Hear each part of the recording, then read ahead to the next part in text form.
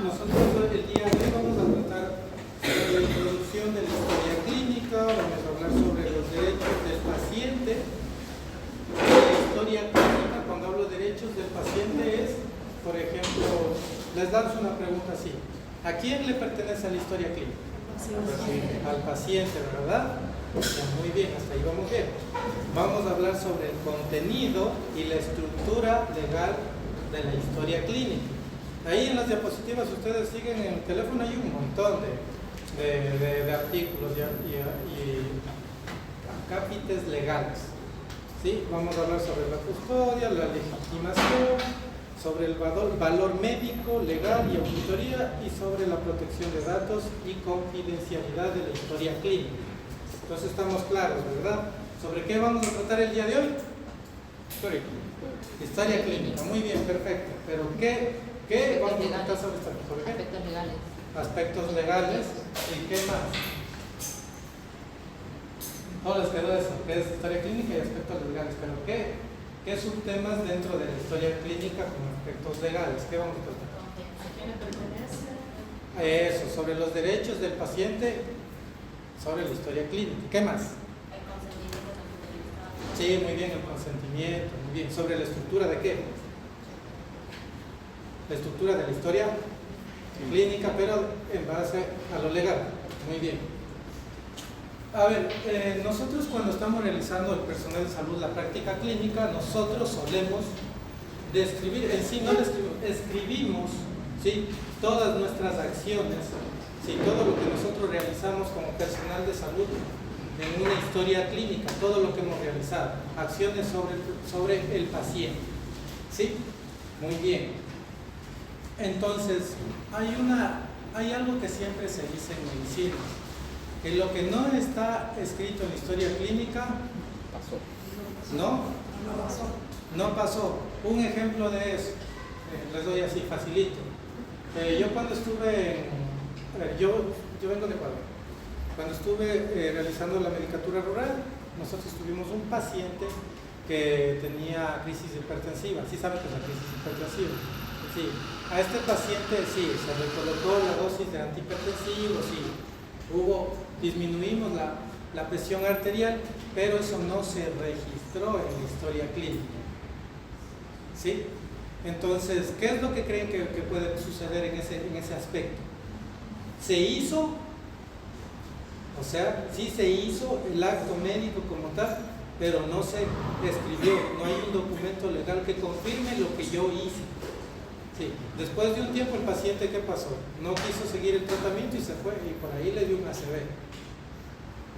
Y luego la familia nos demandó, ¿no?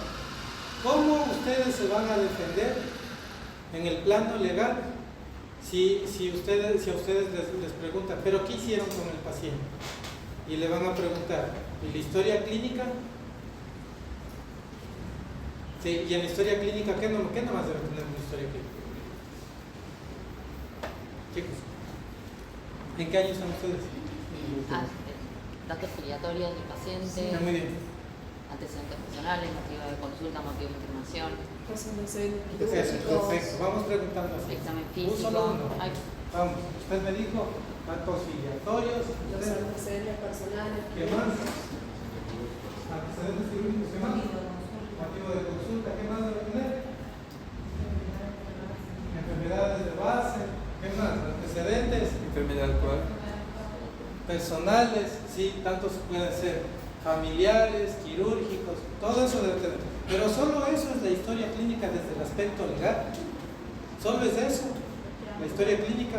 La historia clínica no abarca es nada toda más. la evolución desde que el paciente ingresa Eso. a ya sea una guardia o una institución hasta Sí, que muy se bien. va de alta. ¿Y quiénes nomás actúan sobre el paciente? ¿Son los médicos? Enfermero. Enfermeros. ¿Qué tienen los enfermeros? Una historia clínica también.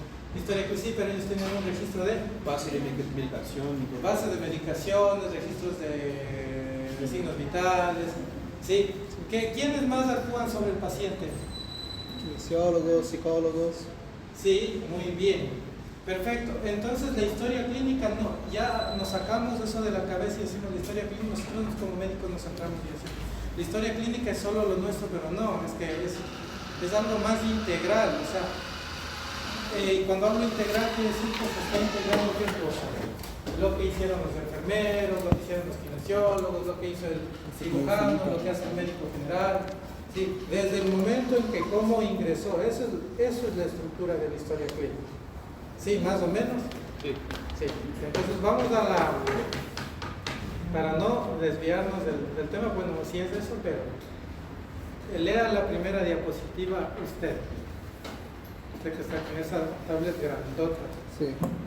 Es el documento donde están todas las actuaciones médicas que se le realizaron y la información sobre tu salud. ¿Sí? ¿Lo dijeron o no le dijeron? ¿Lo acaban de decir o no? Son todas las actividades o actuaciones que se hacen sobre ¿quién? Sobre el paciente. Sí. Muy bien. A nosotros este documento denominado Historia Clínica, y que es un conjunto de documentos, nos sirve para tres cosas en realidad. Para la asistencia sobre el paciente, cuando hablo sobre lo asistencial es la conducta que nosotros vamos a tomar sobre el paciente, no solo nosotros como médicos, sino el personal va a tomar conducta sobre el paciente. Eso es lo asistencial. La historia clínica también nos sirve ¿para qué?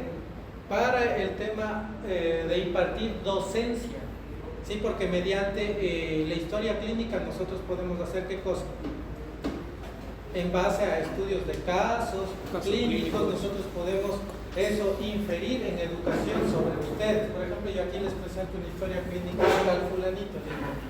Juan Pérez, paciente con antecedente de hipertensión arterial, viene con afasia, con disarquia, con caída de la cara, sí, ya voy más o menos detallando, ¿no? Desde los datos filiatorios también, cómo viene desde el aspecto clínico, el examen físico, sí, para eso nos sirve la historia clínica, para poder también hacer docencia. Pero ¿para qué más creen ustedes que nos sirve la historia clínica? Es un documento legal, así que Sí. sirve para respaldar el equipo de salud. Muy bien, tenemos tres: asistencial, docente y médico legal. ¿Cuál de estas es la que a nosotros más nos interesa por ahora, ahorita, en este momento? Docencia. No, pues ahorita es médico legal. Legal. Esto se supone aparentemente que es clase de historia clínica legal. Ah, bien. Sí. Aparentemente. Entonces, eso es lo que a nosotros nos interesa, porque si nosotros hacemos una correcta evolución, quiere decir que hemos realizado un acto médico adecuado. ¿Sí se entiende en ese sentido? Si tú hiciste una correcta evolución, una buena escritura, o sea, una buena redacción de la historia clínica, lo detallaste bien como se debe, eso es un espejo de lo que tú hiciste como acto médico. Si tú no tienes una buena redacción médica, lo más probable es que no hayas hecho un buen acto médico, entre comillas, porque eso es lo que te va a juzgar el juez, ¿sí? Porque tú puedes haber actuado muy bien, excelente, pero no sabes cómo redactar la historia clínica, o la redactaste mal, o te olvidaste de colocar la fecha, ¿sí? O te olvidaste de colocar la firma, ¿sí? Puede ser que tú salvaste al paciente, lo sacaste bien, perfecto, ¿sí? Por ejemplo, un paciente puede llegar a una institución sanitaria, pero todo paciente siempre tiene riesgos de mortalidad, riesgo cardiovascular, riesgos de ACV, y hay escalas de severidad, de mortalidad y escalas que más o menos estiman cuál es el riesgo de que tú en la hospitalización puedas hacer un ACV. Así se los cuento rapidito, ¿verdad? Yo tuve un paciente más o menos femenino de 82 años que ingresa con una fractura de cadera izquierda. Esta paciente, al ingresar solo por una simple fractura de cadera, entonces nosotros decimos, tiene 80 años, tiene una fractura de cadera, encima la operaron. ¿Cuál es el riesgo de este paciente de hacerme un ACV? Alto. Alto, ¿verdad? Sí, y si tú no documentaste eso, no colocaste en la escala de que tiene el 7, el 15% de hacer un ACV y tiene una mortalidad de tanto, a pesar de que la paciente aparentemente proestable, Sí, aparentemente como que es una simple operación y esa paciente tiene que salir caminando y viva. Esa paciente no salió. ¿Sí? Pero todo eso nosotros tenemos que escribir en la historia clínica. Por eso les digo que cuando ustedes deben hacer una buena redacción de la historia clínica, eso quiere decir que ustedes sí hicieron un adecuado procedimiento sobre el paciente. Pero hay muchas veces que los médicos hacen un procedimiento fenomenal, pero no logran plasmar todo lo que hacen en la historia clínica. Es súper difícil plasmar eso. Yo no sé si a ustedes les enseñan redacción clínica o redacción médica. Desde el momento que les dicen, a ver, paciente de tantos años, masculino, viene con antecedente de tantos años, ¿sí? Viene con hipertensión de tantos años, viene con fiebre, con tal cosa, caracterizado, acompañado de tal enfermedad. ¿Sí les han enseñado eso? Semiología. Sí, ¿y les han enseñado a hacer el análisis clínico? Sí, sí, sí. ¿Sí, ya han hecho? Ah, no me respondieron. ¿En qué año están ustedes? En semio más o En el más o último. menos. Ah, en el último año. Sí. Ya, muy bien. Entonces, análisis clínico les dan ustedes. ¿Sí? ¿Qué es análisis clínico? O sea, redacción de redacción médica. Sí, semiología. No, eso no te enseña la redacción. Hay un apartado donde te enseñan solo redacción de hacer un análisis. Nosotros vamos a prácticos y tenemos que escribir historias clínicas y luego mandamos al doctor, el doctor nos corrige y dice, bueno, este te faltó, este tienes que hacer, este tienes que agregar. Muy bien. Somos igual de distintos hospitales, entonces cada hospital se maneja distinto. Muy bien. Perfecto. Entonces hasta aquí, muy bien, ¿no? ¿Para qué cosa nos servía la historia clínica? Para tres cositas. Docencia. Legal, Médico y legal. asistencial. Y lo más importante era Hoy legal. médico legal, y para tener un buen sustento médico legal debemos hacer una buena Historia clínica. redacción, y eso es el espejo de un adecuado acto médico. ¿Sí? Perfecto. Solo así te vas a poder defender. Siguiente diapositiva, ¿qué dice?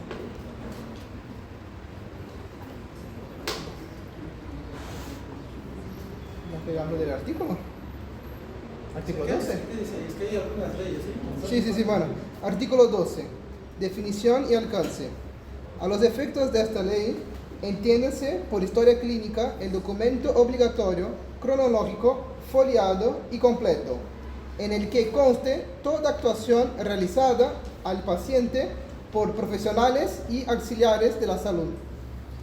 Ya, muy bien. El artículo 12 lo define como ley, ¿no? Sí, es algo que es una definición no de la RAE ni nada de eso, es una definición legal. Dice que es obligatorio, que todo acto médico debe registrarse. Todo lo que tú hagas se registra, absolutamente todo. Sí, como digo, todo es todo, ¿ya? Que debe ser cronológico, eso quiere decir que debe tener un orden temporal. O sea, me refiero a esto, por ejemplo, si tú inicialmente le colocaste una vía periférica y después le colocaste el catéter venoso central, no vas a decir que primero le colocaste este catéter venoso central y después este de acá. Si todo debe tener una cronología, debe tener un tiempo coherente. ¿Sí? Muy bien. Cuando dice que es foliado, ¿a qué se refiere? A que debe estar ordenado y enumerado. ¿Sí? Muy bien, perfecto. Y completo se entiende a lo que se dice completo. Debe estar súper completo. Muy bien. Próximo. ¿Qué pasa si un médico no registra una intervención?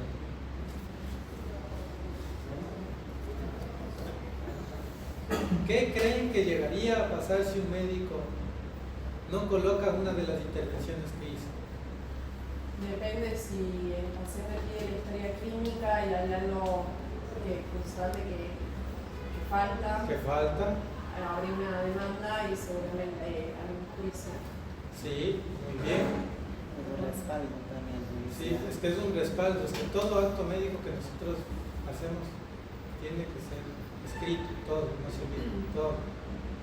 Muy bien, perfecto. Puedes seguir. Vale. Cada establecimiento asistencial debe archivar las historias clínicas de sus pacientes y la documentación adjunta, cualquiera sea el soporte o en que conste. para garantizar su seguridad, correcta conservación y recuperación de la información. Los profesionales sanitarios que desarrollen su actividad de manera individual son responsables de la gestión y custodia de la documentación asistencial que generen. Entonces, hasta ahí. ¿Recuerdan cuando yo les dije inicialmente a quién pertenecía la historia clínica? Paciente. Al paciente. Muy bien, esto hagámoslo con analogía. Yo tengo dinero y está el banco. El dinero que yo guardo en el banco, ¿de quién? Mía. Y el banco me sirve solo como custodio. Me lo guarda y lo custodia. ¿Sí? Lo mismo sucede con las instituciones sanitarias, los hospitales, los centros médicos pequeños, los médicos particulares. Sí, ellos tienen que guardar y custodiar, porque guardar y custodiar no es lo mismo. Guardar yo lo puedo guardar por ahí abajo de mi cama, ¿sí? Pero custodiar va mucho más allá. Custodiar quiere decir que lo debes preservar, ¿sí? Que no se te pierda, no se te altere. Y custodiar quiere decir que nadie tenga injerencia sobre esta historia clínica, ¿sí? Más que solo el personal de salud o la persona autorizada, pero todo con fines médicos. ¿Sí? ¿Se entiende hasta ahí? Muy bien. Atrás. ¿Cuánto tiempo se tiene que custodiar? Eso depende. Más o menos, 10 años. me acuerdo, si me acuerdo bien, era 10 años 10 después años. de haberse muerto. Era 15 años cuando todavía no eres mayor de edad. ¿Sí? Cuando cumples la mayoría de edad son 15 años. Y si no me equivoco, creo que eran... Estudiar medicina legal ahora en verano y nos dijeron que eran 15 años Sí, sí. y en menores a partir de que cumplían 18 Sí, también corrían. sí, y corren 15 años. Y de las embarazadas también hay otro de 30 años. 30 años de las Y embarazadas. también hay pacientes que estuvieron internados en psiquiátrico, Sí. también se guardan 30 años. Sí, pero este es más tema legal porque igual ya, y el tema de supermemoria que me lo acaban de agarrar, se ve, me tomaron la decisión. Muy bien, perfecto. Pero mañana me preguntan y no me acuerdo. Perfecto, perfecto. ¿Dónde me quedé? Pues nada. Entonces, ¿acuerdas? Hola, doctor. Hasta ahora. André, ¿correcto? No, porque no puede vigilar. Entonces estamos haciendo una clase de pregunta y yo les pasé las diapositivas. ¿Ya le traen el proyector? No, pero es que abajo hay un proyector con el laptop.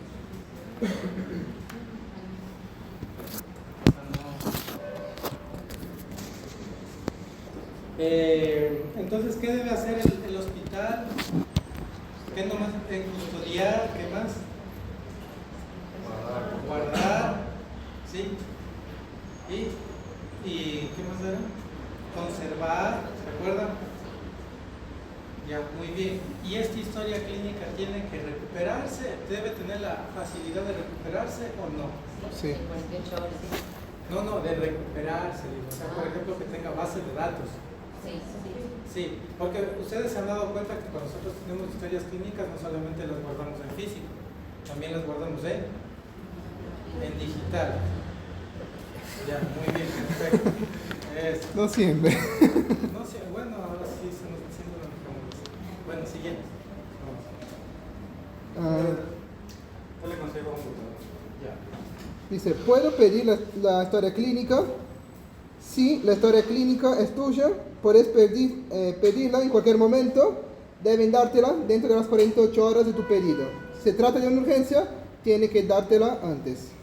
Ya, muy bien. Sí, dentro de 48 horas, pero nosotros no vamos y la pedimos así nomás. Primero tenemos que hacer, ¿qué cosa? Una solicitud, un formulario. Y en el momento que ustedes presenten el formulario, recién en ese momento corre el tiempo. ¿Cuánto tiempo dice? 48 horas. 48 horas. Y en el caso de que ustedes, no sé, por alguna urgencia lo quieran antes, nosotros, como el hospital tiene que proveerles a ustedes una crisis, no sé, un resumen de una historia clínica, porque es su derecho en realidad. Y en caso que no se pueda en realidad, no debe pasar más allá de 10 días para poder entregarles esa historia clínica. El tiempo son 10 días máximo, pero tiene que fundamentarse de por qué la demora de la entrega de la historia clínica.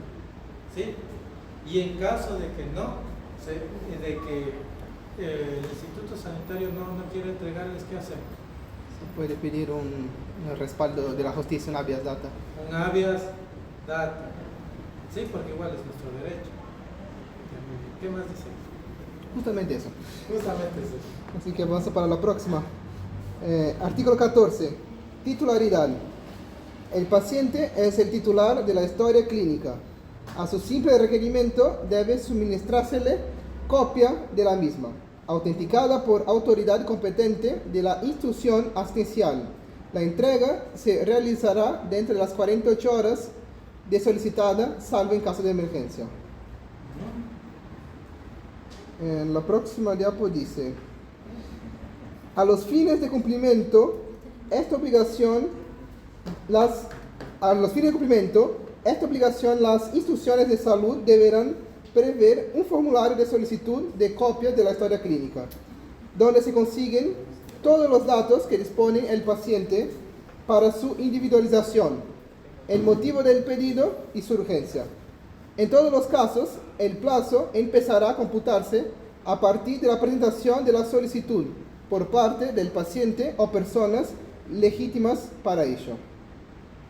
Es todo lo que ya les dije, pero más resumidito. Sí. Ya. Entonces, ¿cuánto tiempo teníamos en qué tiempo tenía que el hospital o la institución sanitaria entregarnos la historia clínica en el momento que nosotros hagamos requerimiento de ella? 48 horas. Muy bien. En caso de que el sanatorio no pueda entregarnos, ¿cuánto tiempo tiene máximo para entregarnos? 10 días. 10 días. Y en caso, justificándonos obviamente ellos nosotros como pacientes de por qué la demora. Y en el caso de que nosotros la necesitemos sumamente urgente, ¿qué nos podrían facilitar ellos a nosotros? Una epicrisis o un resumen de la historia clínica. Y en el caso que la institución se niega a entregarnos la historia clínica por X motivos, ¿qué nosotros vamos a hacer?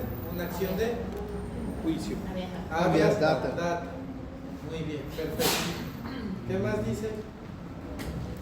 ¿Qué más dice ahí? La próxima dice análisis normativo y su relevancia para el equipo. Dice artículo 15, asientos. Sin perjuicio de lo establecido en los artículos precedentes y de lo que se disponga, la reglamentación en la historia clínica se deben asentar: a. La fecha de inicio de su confección. B. Datos identificatorios del paciente y su núcleo familiar. C. Datos identificatorios del profesional interveniente y su especialidad.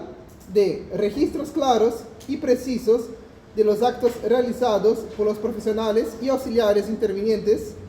E. Antecedentes genéticos, fisiológicos y patológicos si los hubiere. F. Todo acto médico realizado o indicado, sea que se trate de prescripción o suministro de medicamentos, realización de tratamientos, prácticas, estudios principales y complementarios afines con el diagnóstico presuntivo y, en su caso de certeza, constancias de intervención de especialistas, diagnósticos, pronósticos, procedimientos, evolución y toda otra actividad inherente, en especial ingresos y altas médicas. Los asientos que se corresponden con lo establecido en los incisos D, E y F del presente artículo deberán ser realizados sobre la base de nomenclaturas y modelos universales, adoptados y actualizados por la Organización Mundial de la Salud, que la autoridad de aplicación establecerá y actualizará por vía reglamentaria. Muy bien. En resumen, esta diapositiva, los contenidos mínimos que debe tener una historia clínica debe incluir fecha de inicio, datos del paciente, identificación profesional, las acciones que realiza el personal de salud sobre el paciente, los antecedentes, los diagnósticos, la evolución y el tratamiento. Es en sí eso, nada más. Bueno, eso tiene que aprenderse de nuevo. ¿Qué más? ¿Qué más?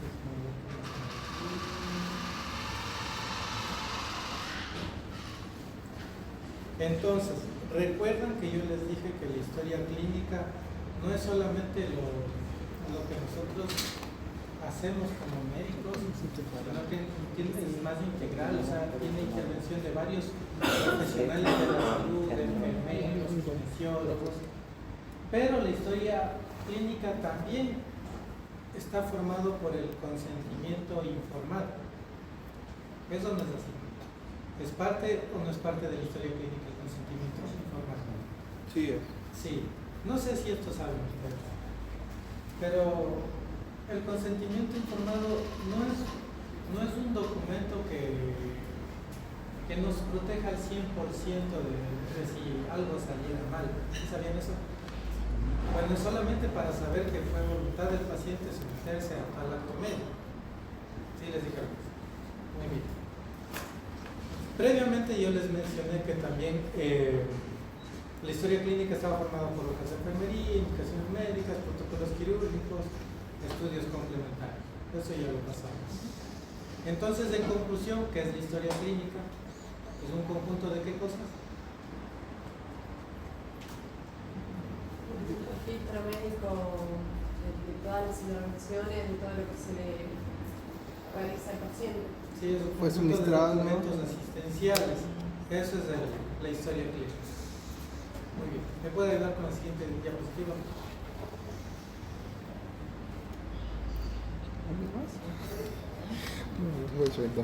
Artículo 16. Integridad.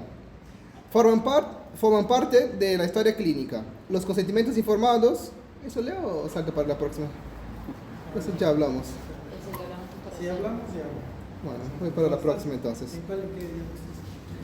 Vamos a la 16. En la 16. Sí. No, en realidad página 12. Página 12. 13 sería la esa cosa. Sí, Ah, sí, esto ya lo 12 de hablamos. 57. sí.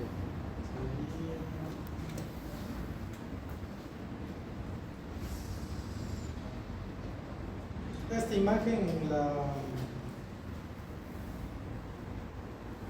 en la práctica diaria que está en la imagen número 14, si pueden ver. Sí. Sí, ¿qué notan ahí de diferente? El contraste entre esas dos imágenes. La organización. La derecha está más organizada que Sí, la izquierda. y justo yo les decía, ¿se acuerdan que decían, bueno, yo puedo ser que guarda la historia clínica y la guardo ropa del carro? Eso no es algo muy parecido. Sí, está ahí, pero está desordenado. Sí, esto no está custodiado, no está vigilado. Sí, se puede dañar ahí la historia clínica. Y la historia clínica en realidad tiene que ser recuperable. En la ley lo dice así, tienes que poder recuperar la historia clínica. En realidad tú debes tener bases de la historia clínica, copias. En esta época debemos tener datos digitales. Sí. Sí, y a la vez, y cuando yo hablo de protección sobre la historia clínica, ya en el pasado sí nosotros custodiábamos la historia clínica con llaves, con seguridad, ¿verdad? Pero ahora los datos digitales O clave. también debemos Sí. custodiarlos por el tema Con del usuario y clave. hackeo. Ya, muy bien. ¿Puede continuar con la siguiente diapositiva? Artículo 17. Unicidad. La historia clínica tiene carácter único dentro de cada establecimiento asistencial público o privado y debe identificar al paciente por medio de una clave uniforme, la cual deberá ser comunicada al mismo. Sí, muy bien. Cuando nosotros hablamos de unicidad, estamos hablando de que, por ejemplo, una historia clínica debe ser, como la palabra lo dice, único. No puedes hacer dos historias clínicas. Acá una con el mismo paciente y del mismo paciente otra. O sea, no debe haber duplicación de la historia clínica. Sí, eso es unicidad, no debe haber duplicación. Y aparte de que no debe duplicarse, no debe perderse la información. ¿Sí? Muy bien. Inviolabilidad. La historia clínica es inviolable. No puede alterarse, no debe borrarse, no debe destruirse. Si hay un error, debe corregirse con una aclaración, una nueva anotación, pero ustedes deben colocar una firma, ¿sí?, de que hicieron esa corrección. ¿Sí? Muy bien. En ese sentido, cuando yo hablo de que el artículo 18 dice que sobre la inviolabilidad, ¿a qué hice referencia?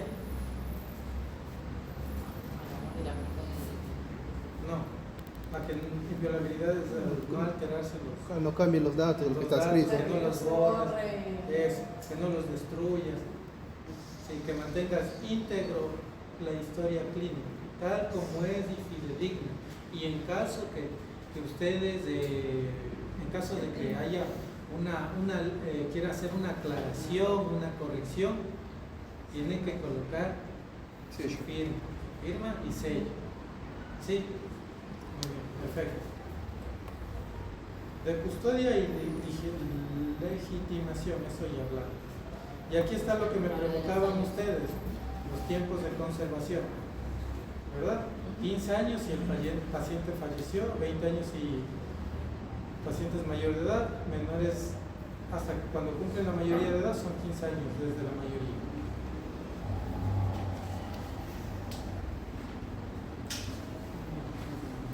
Ícaro. Si yo no puedo retirar mi... ¿Esta? ¿O cuál? Sí. Bueno. Si yo no puedo retirar mi historia clínica, ¿la puede retirar otra persona? Sí, la pueden retirar entre otros. Tu cónyuge o la persona que convive con vos, tu representante legal, tu abogado por ejemplo, médicos autorizados por vos. Entonces, no sé si ahí estaba un cuadrito, ahí había un cuadrito de quiénes nomás podían. Sí, en la próxima diapo. Sí. Entonces, nosotros en ese cuadrito podemos ver que por consanguinidad tenemos de primero, de segundo y de tercer grado.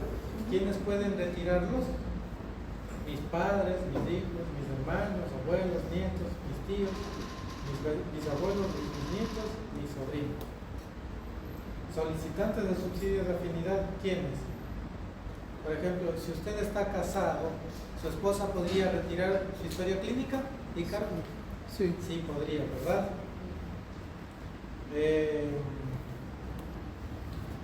Los cónyuges, o sea, la esposa de su tío, ¿podría retirar su historia clínica? No, ¿verdad? No. Perfecto.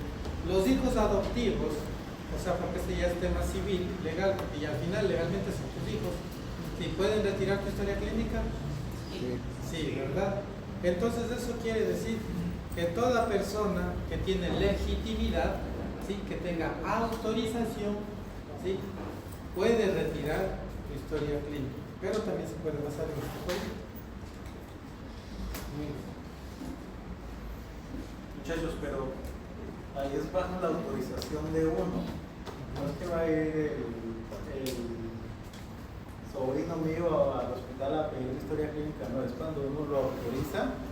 Es decir, no cualquiera se puede autorizar. Por ejemplo, Hernán no es nada mío. Si yo le doy una autorización a él, no lo puede retirar. Tiene que ser de los que aparecen en el cuadro, ya sea por afinidad de consanguinidad o por afinidad de civil. Eso, si les doy autorización, sí lo pueden retirar. Si ellos no hacen parte de ese círculo, no lo pueden retirar. Yo como le voy a... Si yo le doy una autorización a usted y va usted a la historia clínica al hospital y verifican que usted no tiene ningún grado de afinidad conmigo, ya sea primero, segundo, tercer grado, no le van a entregar la historia clínica. Si yo no tengo condiciones de dar una autorización.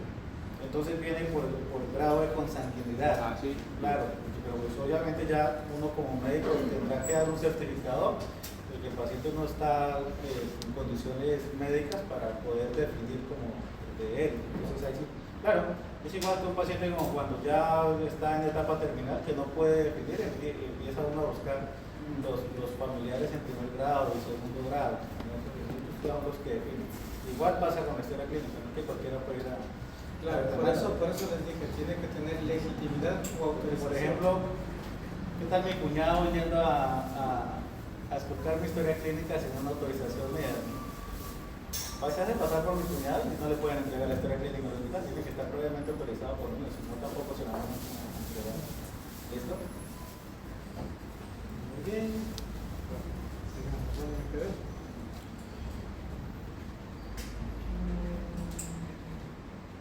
Estoy hablando de historia clínica sobre el artículo 28, negativa de acción sobre el habeas data.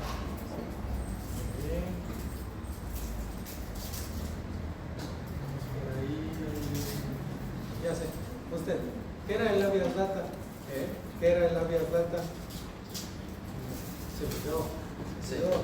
Es cuando se le niega al paciente la historia clínica, el paciente puede hacer una acción legal que se conoce con el nombre de habeas data. Bueno, y claro, ayúdame con la siguiente diapositiva. Ok.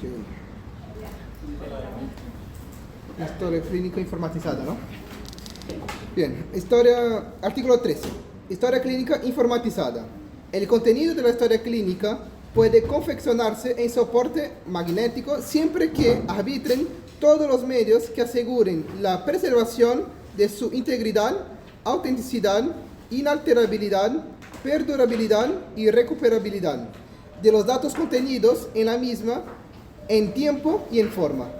A tal fin debe adoptarse el uso de accesos restringidos con claves de identificación, medios de no reescribibles del almacenamiento, control de modificación de campos o cualquier otra técnica idónea para asegurar su integridad. La reglamentación establece la documentación respaldatoria que deberá conservarse y designa a los responsables que tendrán a su cargo la guarda de la misma. Muy bien, es todo lo que hemos venido hablando. ¿Sí? Bueno, hacemos un pequeño...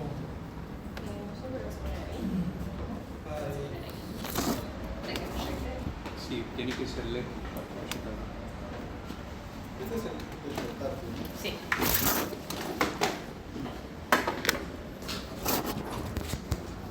Igual que la historia clínica en físico, ¿sí? Así, debe cumplir ciertas características. Debe guardar la integridad de qué? De la historia clínica, debe guardar su autenticidad, debe ser inalterable, debe ser perdurable, recuperable, es lo que les decía. Y este documento debe ser de acceso restringido, porque este documento que es de historia clínica, ¿qué cosas tiene de nosotros? Información privada. Muy bien. Esta información privada, chicos, en realidad está bajo la guarda de los hospitales y los sanatorios para protegernos de qué cosa. Los problemas legales. No, para protegernos del mal uso de estos datos. ¿Sí? Y los datos personales se pueden utilizar mal y nos pueden extorsionar de muchas maneras. Por ejemplo, estos datos personales, como ¿cuáles podrían ser? Está más adelante, Enfermedades. revelar cosas más personales. Por ejemplo, ¿Presentar? sí, puede ser religión, ¿sí? ¿Qué más cree? Direcciones, datos filiatorios, ¿qué más? Infecciones. Sí, infecciones, que es súper importante. ¿Qué más? Si tiene alguna enfermedad de base. ¿Perdón? Si tiene alguna enfermedad de base, o Sí. sea, alguna vulnerabilidad. Sí, hay personas que no están muy abiertas con su genio, cosas como esas. Sí, eso es súper personal. ¿Sí? Entonces, ¿con eso nos podrían o no nos podrían chantajear? Ejemplo, digamos, hay una pareja que están casados, sí, ya tienen formada su familia y tienen hijos, pero resulta que uno de ellos es adoptado. Bueno, no iba por ahí, pero sí podría ser. Creo que fueron dos pensamientos, pero sí podría ser también ese religión. Sí, bueno, pasemos. Era eso y otra cosa más, me parece. Era, por ejemplo, género, por ejemplo, digamos, sí, tienen su familia y todo, pero el hombre o la mujer, o sea, tienen otra orientación. Y con eso les puede chantajear. Sí, claro. Sí, hay muchas formas de chantaje. ¿Qué más dice ahí? Entonces, ¿quién estaba a cargo de la guarda, de la conservación, de la integridad? ¿La institución médica Sí. o los médicos en caso de centros privados, consultorios privados? Muy bien. ¿Qué creen que pasaría si llegase a perderse una historia clínica? Si llegasen a alterar una historia clínica, ¿sí? En caso de que hayan violado la seguridad, un tercero haya ingresado a la información de la historia clínica, ¿qué creen que llegue a pasar? Y es un delito, le pueden iniciar acciones legales a la institución o al médico. Sí, esas acciones son millonarias. Entonces aquí tenemos en el marco normativo tenemos algunas leyes. La ley 26.529, ley de derecho del paciente, y una ley de derecho del paciente, ¿cuáles? Porque tenía algunos artículos, ¿se acuerdan? De la confidencialidad. Esa. La ley del 26.361, ley de defensa del consumidor. En esa pasé. Ley de firma digital. ¿Qué más les puedo decir que es súper importante aquí? La primera es la más importante.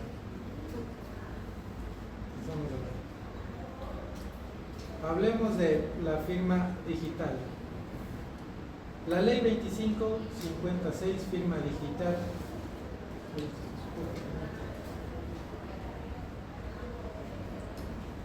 Cambia el concepto de tradicional de documento. Todo soporte de información puede constituir un documento y constituir un medio de prueba de actos jurídicos y contratos siempre que reúna los caracteres de inalterabilidad y autenticidad. Sí, todo lo que dijimos acá. Esto que ven de amarillito. Sí. Esto debe cumplir. Esta historia clínica, si ven este artículo,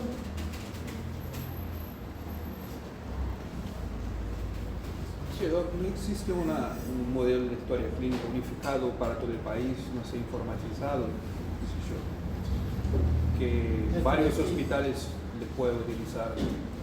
¿Te acuerdas que les dije a ustedes que la historia clínica, según la ley, según el artículo, ¿cuál era? ¿Se acuerdan el artículo que debe cumplir los requisitos mínimos? ¿Sí? El artículo 15, ¿se acuerdan? El artículo 15 dice que el contenido mínimo debe incluir fecha de inicio, datos del paciente, identificación del profesional, clarificar la especialidad, las acciones que realizaron sobre el paciente, los antecedentes, los diagnósticos, la evolución y el tratamiento. Ese es el orden, lo mínimo que debe tener la estructura de una historia clínica desde la base legal. Es lo que dice el artículo 15. Bien. Sí. Entonces, en base a eso se estructura una historia clínica aquí en la República de la Argentina. Sí, esa es la base. Ya, sí, esa es la forma legal como yo te puedo responder. De ahí cada institución puede tener su formato de historia clínica, sí, podría tener, pero tiene que regirse al artículo 15. Si no puede sobrepasar eso, es lo mínimo que debe tener. ¿Ya?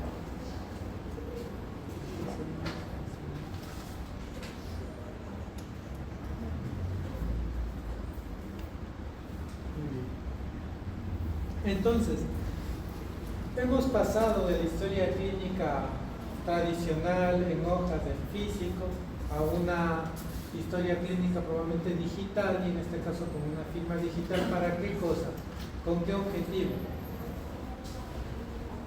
Preservación. Más fácil almacenar digitalmente que toda una sala con archivos. Sí, es mucho más fácil almacenar, sí, porque ¿se acuerdan de las dos imágenes? Ajá. Había una que estaba sumamente ordenada y la otra estaba desordenada, pero al fin y al cabo ocupaban gran espacio físico, y eso cuesta. Y mantener historias clínicas físicas cuesta. Hojas. Ordenar, una persona que esté siempre ordenando. ¿Sí? Por ejemplo, si viene un paciente, digamos, estamos en un centro médico donde nosotros necesitamos de una historia clínica, tiene que haber un personal que vaya, autoricen, verifiquen cuál es la historia clínica, tienen que sacarla y de ahí tienen que entregarla al personal médico. Esto te había preguntado Sí, antes. Si no hay una base de datos que todos los hospitales pueden poner una historia clínica para que otros hospitales la busquen. Una historia Ah, clínica única. ya, o sea, tú estás diciendo una base de datos compartida a nivel nacional. Sí, Como un formato, digamos, que sea todo único. O sea, el formato es la estructura, no te equivoques, el formato es la estructura, pero de ahí el compartir la historia clínica a nivel nacional, ya eso es otra cosa. Y ahí podrían unificar un formato para nivel nacional, sí, pero debe cumplir la estructura mínima. Ajá. Claro, sí. Eso acá no lo sé, yo soy nuevito aquí en la Argentina, 4 mesecitos, 5 creo. No lo sé si exista, pero en mi país existe una red nacional donde nosotros tenemos acceso a la historia clínica. Tenemos el Ministerio de Salud Pública del Ecuador y el IES, el Instituto Ecuatoriano de Seguridad Social. Tenemos dos grandes bases de datos, sí, que unifican todo. Eso no lo veo aquí. Aquí en cambio ustedes más se manejan más como que por... En capitales sigeos y en provincias papel. Sí, algo así. Y en provincias todavía es papel. Sí, por eso es que tal vez si usted se hizo atender digamos en la provincia de La Plata, probablemente no tiene acceso si se atiende, digamos, en Córdoba, algo así, ¿verdad? No, claro, no tiene conexión. Y de No, hecho, ahorita sí. entre instituciones tampoco, si es privado, tampoco tenés entrecruzamiento de datos de historia clínica. Claro, y para eso están estas leyes, porque ¿qué garantizan? Garantizan el derecho del paciente hacia su historia clínica. ¿Se acuerdan que al inicio yo les dije, vamos a hablar del derecho del paciente sobre su historia clínica? Y por eso tienen ustedes derecho, porque si ya se atendieron en La Plata y ustedes necesitan atenderse en Córdoba, ¿qué necesitan? Que les garanticen el derecho al acceso a su historia clínica. Si es las formas como se maneja en su país. ¿Ustedes pueden cambiar? Sí, sí lo pueden cambiar. Solo es que se pongan de acuerdo todos. ¿Dónde estábamos?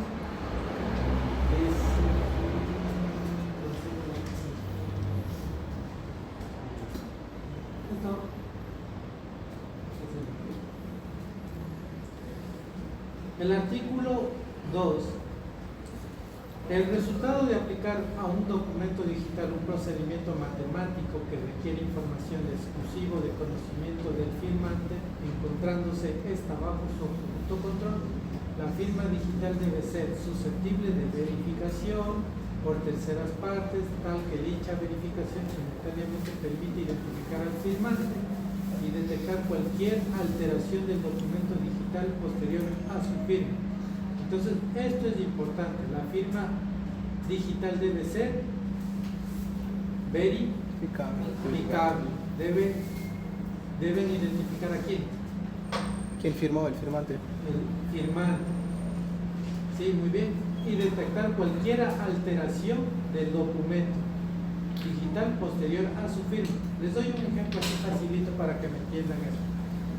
Cuando yo estaba en Ecuador, tenía yo firma digital. Muy bien. Cuando yo firmaba, sí. Da un QR, ¿no? Sí.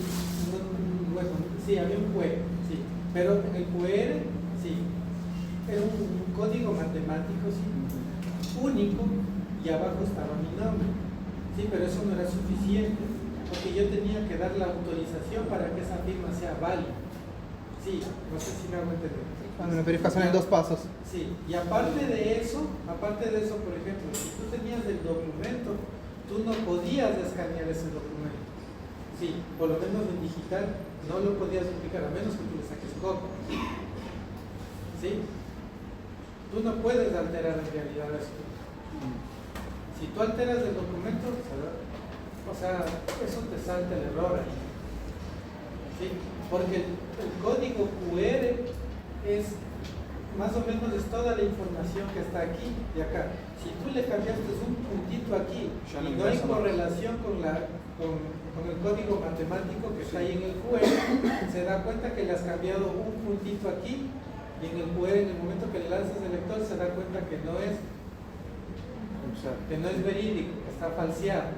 Sí, a eso se refiere cuando dice que debe ser susceptible de verificación, que debe identificar al firmante y detectar cualquier alteración del documento. De esa manera lo pueden hacer mediante ese código. Sí, muy bien. Pero ese es un código, no me acuerdo cómo se llama ese es un código electrónico, pero el código digital ya es algo superior, algo diferente. Sí, porque ahí ustedes directamente están firmando. Sí, ya no es algo estampado así con un código QR, porque hasta el código QR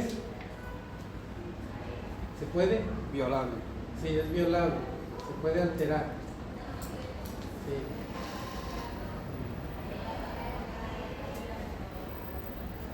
Bueno, equiparación entre firma hológrafa y firma digital. Cuando la ley requiere una firma manuscrita, esa exigencia también queda satisfecha por una firma digital. Este principio es aplicable a los casos en que la ley establece la obligación de firmar o prescribir consecuencia para su ausencia. El artículo 3 dice: un documento digital también satisface el requerimiento de una escritura.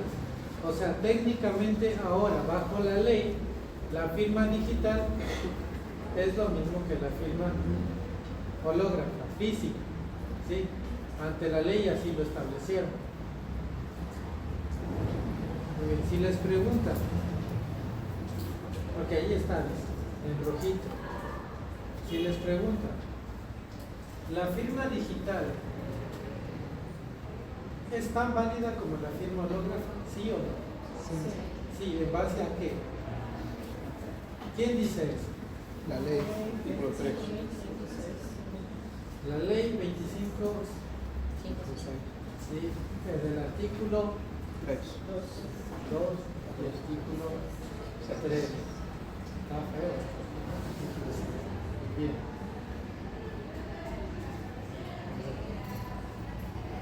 Firma digital. Efectos. Utiliza un sistema de criptografía que garantiza la autoría, la firma digital y la autenticidad del documento. Presunción de autoría. Se presume, salvo prueba en contrario, que toda firma digital pertenece al titular del certificado digital que permite la verificación de dicha firma. Quien intenta impugnarla tendrá la carga de la prueba.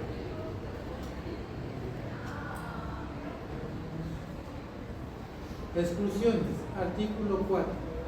Las disposiciones de esta ley no son aplicables: a las disposiciones por causa de muerte; b, a los actos jurídicos del derecho de familia; c, a los actos personalísimos en general, consentimiento informado, trasplante de órgano, autorización a utilizar la imagen; d, a los actos que deban ser instrumentados bajo exigencias o formalidades incompatibles con la utilización de la firma digital, ya sea como consecuencia de disposiciones legales o acuerdo de partes, las que deben ser otorgadas por escritura pública o certificación de firmas. ¿Cuáles son las exclusiones? Casos de muerte, trasplante, consentimiento informado. Ya, entonces nosotros no vamos a colocar firma digital. ¿En qué casos? Por ejemplo, uno dice el auto. Bueno, es así, de ley tiene que ser hológrafo. ¿Qué más dice? Sí, es a lo que se refiere, sí. Matrimonio mortis, breve. Sí, en general, consentimiento informado, antes de órgano, autorización. Medicinalidad, matrimonio cuando la persona está por morir. Breve. Eso. Sí. Entonces, para la... Sí, Diego. ¿Qué la B a los actos jurídicos del derecho de familia? ¿Perdón? ¿Qué sería la B que dice a los actos jurídicos del derecho de familia? Los actos jurídicos de derecho de familia. Por ejemplo, Sería el derecho de familia, sería Pero, por ejemplo, pensión de la... cuando tú tienes bienes, derechos de familia, sí, eso tú no puedes hacer con fines digitales. Sí, derechos de familia. ¿Qué más? Derechos de familia. Nada más creo que está claro hasta aquí. O sea, no se puede, en realidad el hecho es que no se puede utilizar la firma digital en todo.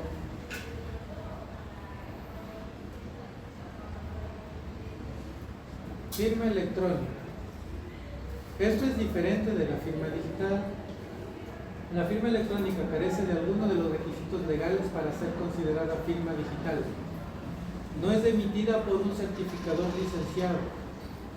Puede constituir principio de prueba por escrito. ¿Sí? Estos registros pueden ser modificados y accedidos por terceros. No goza de la presunción de autoría. En caso de ser desconocida la firma electrónica, corresponde a quien la invoca a acreditar su validez. ¿Sí? Ya, muy bien. Entonces ahí yo les decía que la firma digital es mucho más segura que la firma electrónica, que es la que yo poseía, la firma electrónica. Sí, porque la firma electrónica, al fin y al cabo, ahora sí se la puede hackear.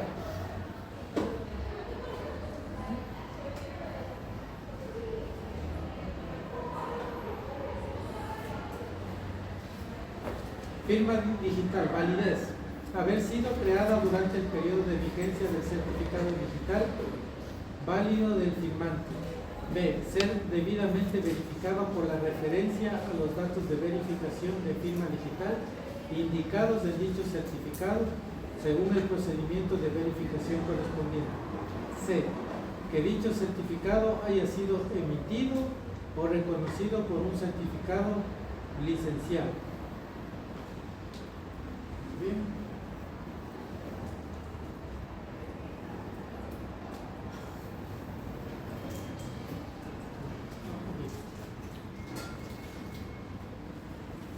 Entonces, la firma digital en conclusión se puede decir, tiene el valor de un original, o sea, de un hológrafo, tiene el mismo valor probatorio, evita las medidas anticipativas, secuestro judicial, permite la incorporación de imágenes digitales, radiografías, tomografías, permite ser transportadas en dispositivos de almacenamiento, ¿sí? Pendrive, y que nos solucionan algo más importante también, el uso de recursos, hojas, espacios, personas, y todo eso nos ayuda a la firma digital. Y este es un cuadro comparativo de la firma digital y firma electrónica. La firma digital, el nivel de seguridad es de máxima seguridad. La firma electrónica son de distintos niveles, pero no el máximo. Y la firma electrónica depende también de cuál sea el proveedor. ¿Sí? Hay proveedores buenos, hay proveedores que no son tan seguros. El propósito de la firma digital: validación de la firma de un suscriptor basado en algoritmos y criptografía. El propósito de la firma electrónica: métodos para firmar o validar un documento electrónico o identificar a una persona. Criptografía: uso de la criptografía y su vinculación al documento electrónico. Y la firma electrónica no usa la criptografía, usa un código QR. Autoridad de certificación: requiere de un certificado digital público, no requiere de un certificado digital público. ¿Sí? La firma electrónica no requerir de un certificado digital público, por eso no es confiable. ¿Sí? Porque para tú tener un certificado digital público debes cumplir ciertas normativas. Y las normativas para cumplir esto, ¿cuál era? Para que tú tengas un certificado digital público, ¿de qué ley estamos hablando? 25506. Y esta ley decía ¿qué cosa? Que una firma debe ser Inviolable. inviolable, verificada. Artículo 3, 6. Sí. Muy bien. Forma y medio.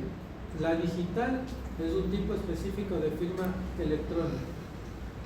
La firma electrónica, todo proceso electrónico que indica la aceptación de un documento.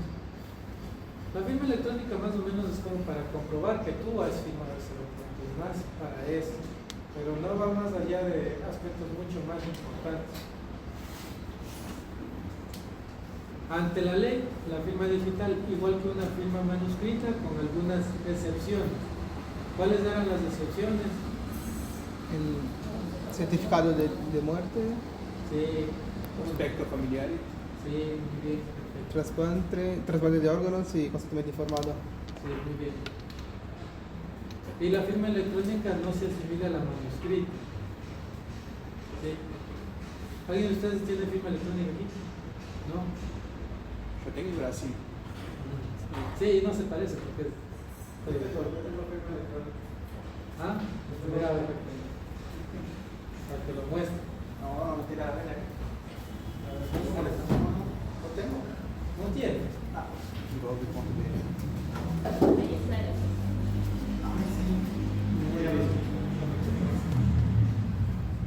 Ante la ley, la firma digital, bueno, está respaldada, goza de presunción de autoría, mientras que la firma electrónica no está respaldada por los artículos legales, no goza de presunción de autoría. Muy bien, ejemplo, cuando utilizas una firma digital, solo cuando se certifica, y firma electrónica, escaneo de la firma hecha de su propia letra, el uso de una huella digital o una contraseña. Las diferencias entre firma electrónica, bueno, firma digital, y tenemos la firma digitalizada.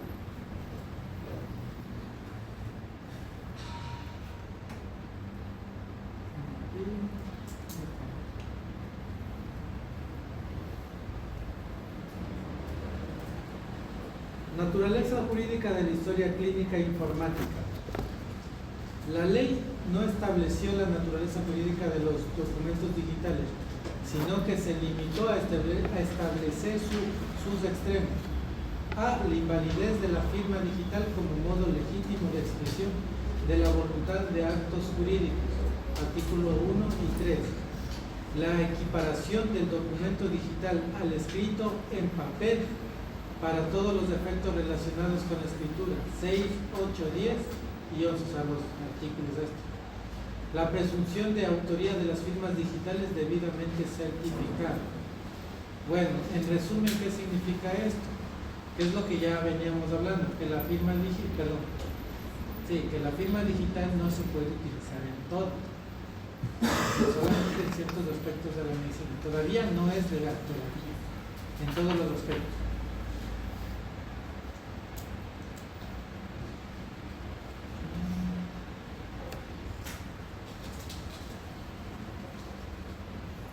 Y bueno, la importancia de la historia clínica electrónica.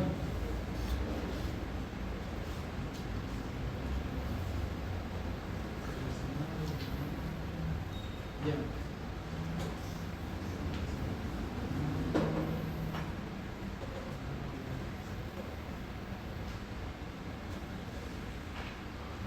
Muy bien. ¿Para qué nos sirve la historia clínica electrónica? Para optimización de la documentación. ¿Qué más? Mejorar el flujo de la información. Reducción de los errores. Optimización de los procesos administrativos. ¿Se hace o no más rápido? Si estoy en el 5º piso hace 30 años para ir a ver una historia clínica al 1er piso, ¿cuánto nos demoramos? Sí, ¿verdad? Con el riesgo de que probablemente esa historia clínica se haya mojado, se haya perdido, ¿sí? Creación de un repositorio de datos para ajustar estadística y mejorar la calidad de la atención. Reducción del uso del papel. Interoperabilidad con los sistemas existentes. ¿Sí? Eso quiere decir que la historia clínica nosotros ya lo podemos enlazar a otros sistemas, por ejemplo, sistemas de imágenes, ¿sí? A los sistemas de controles de las enfermeras, ¿sí? Ya todo está unificado. Bien.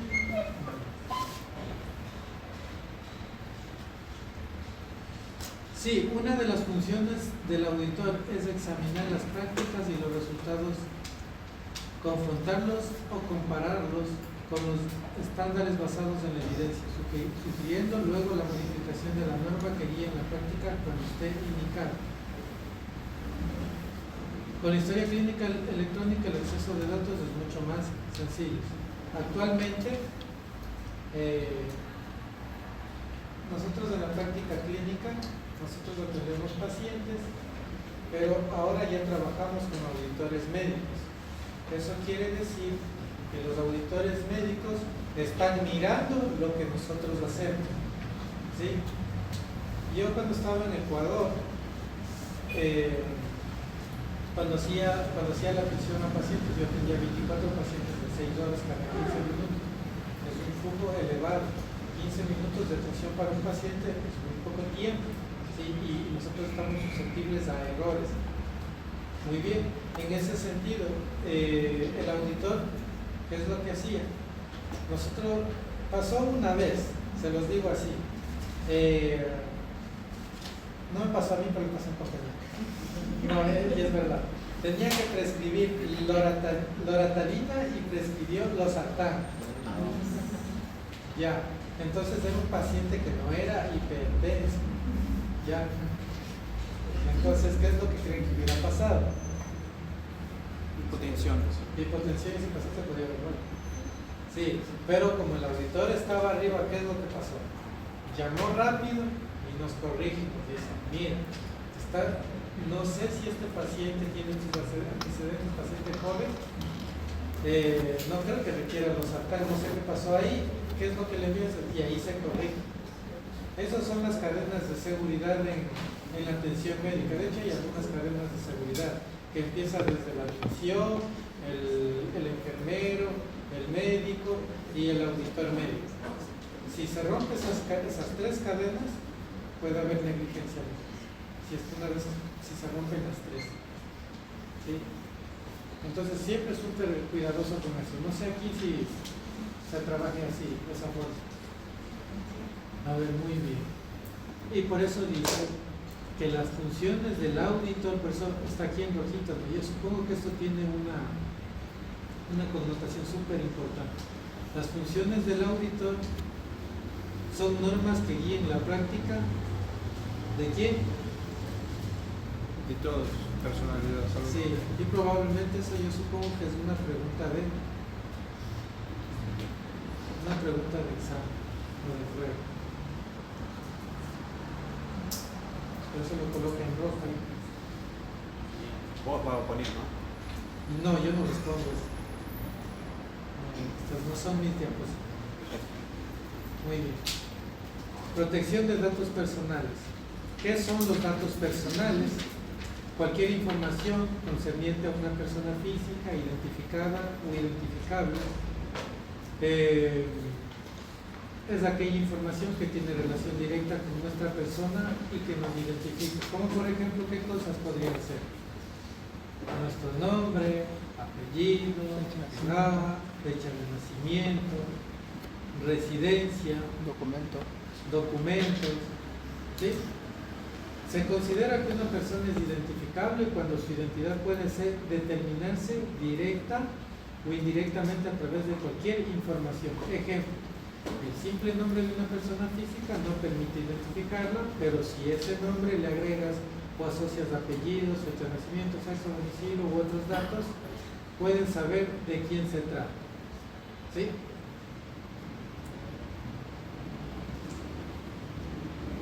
Datos personales normativos.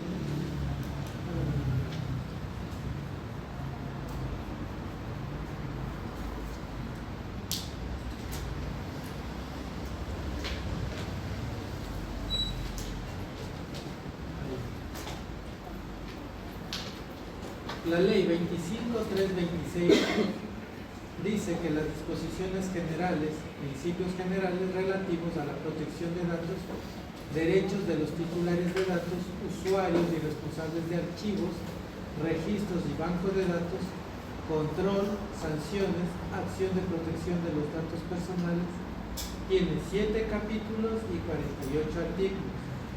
reglamentados en el decreto 1558-2001, conocidos como la Ley de Habeas Data. El artículo 1. ¿Cuál es el objeto? La presente ley tiene por objeto la protección integral de los datos personales, asentados en archivos, registros, banco de datos u otros medios técnicos de tratamiento de datos, sean estos públicos o privados, destinados a dar informes para garantizar el derecho al honor y a la intimidad de las personas, así como también al acceso a la información que sobre las mismas se registra. ¿Sí? Muy bien. Eso es lo más importante de hecho.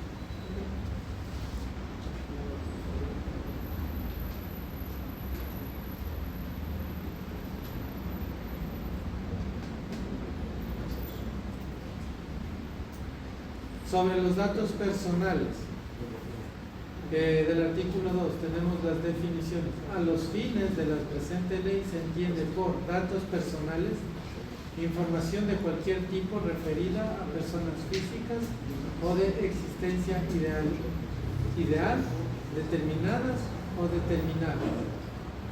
Datos sensibles, tenemos archivos, registro, base de datos, banco de datos, tratamiento de datos, responsable de archivo, registro, base o banco de datos. Datos informatizados, titular de los datos, usuario de datos, disociación de datos.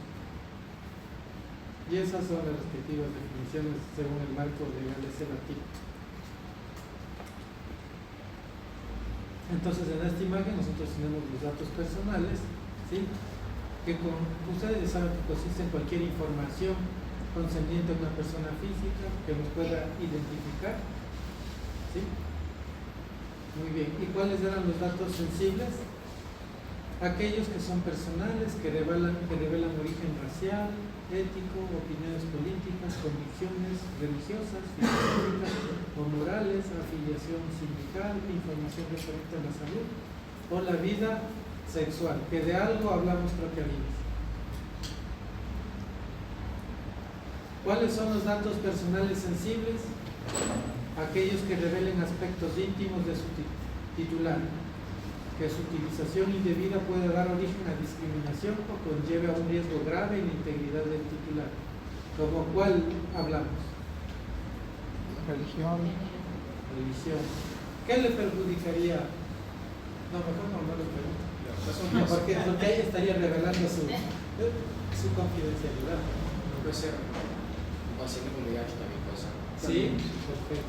Sí. Algo que sea de los pacientes, no de ustedes. Usted, algo que, un dato personal sensible tal vez me puede ayudar, un ejemplo aparte del VIH.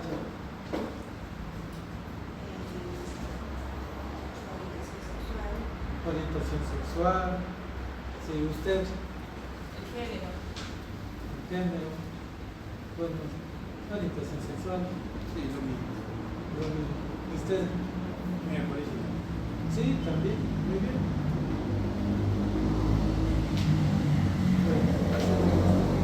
Quizás el tipo de trabajo de una persona. ¿Perdón? Ese es el tipo de trabajo de una persona. Sí, pues,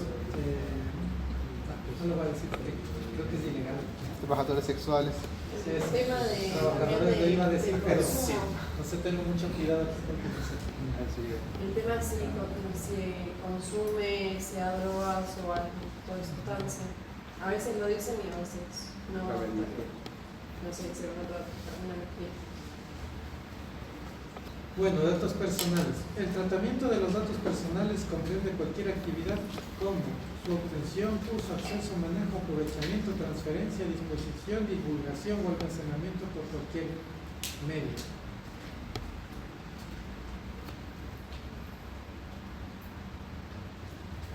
¿De qué es lo más importante?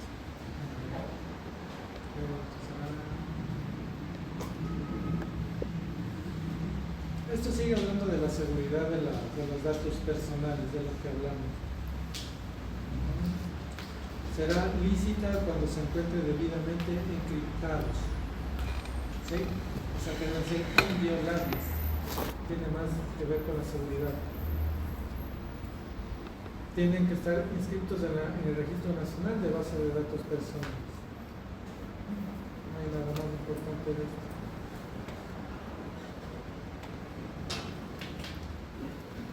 Este de aquí. El artículo 8.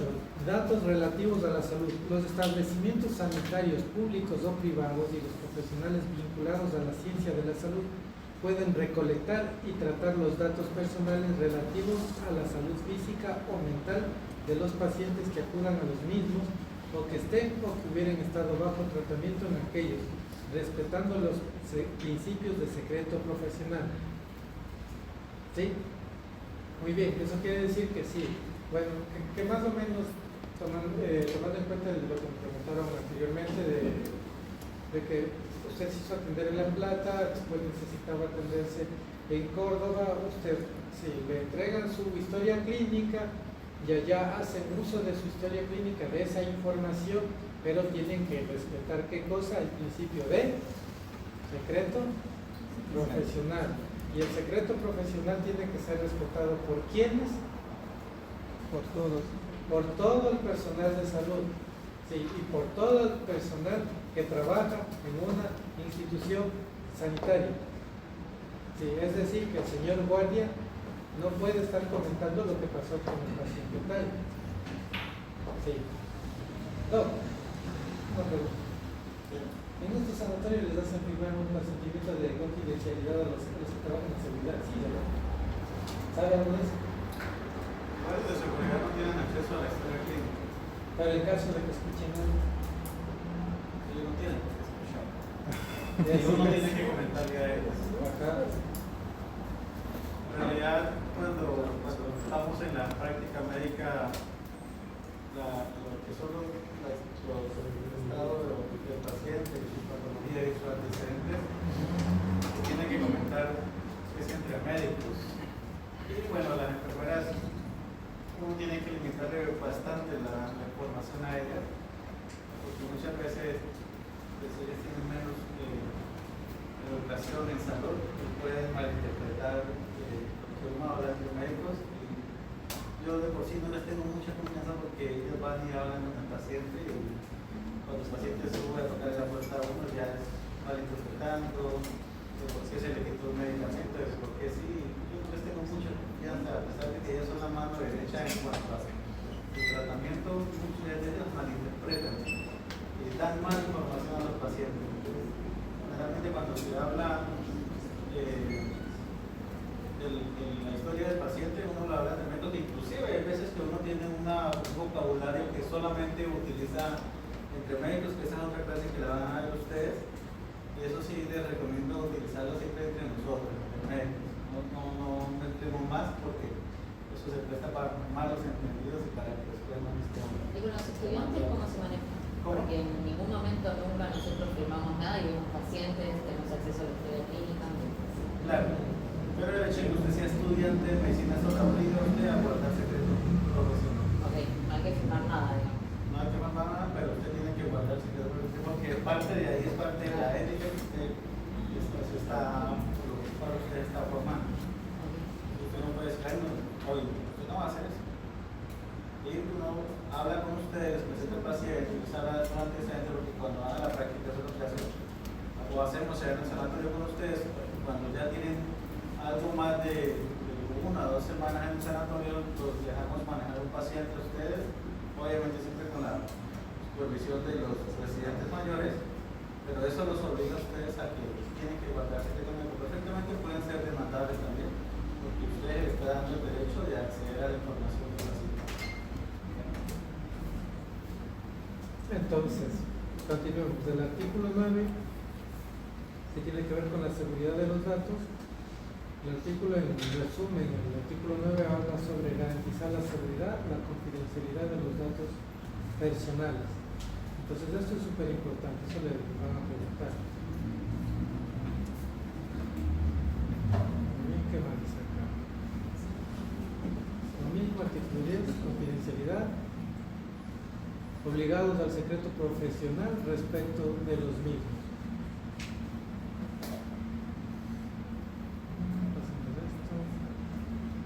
más artículos.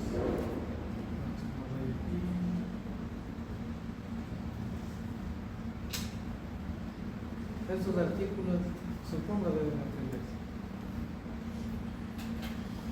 Protección de datos personales. Creo que hemos hablado de todo. Esto es un resumen.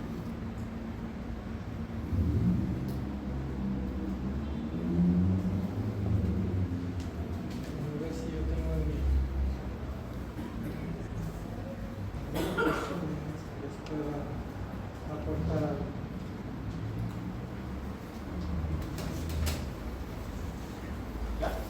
Ya, aquí hay unas preguntitas.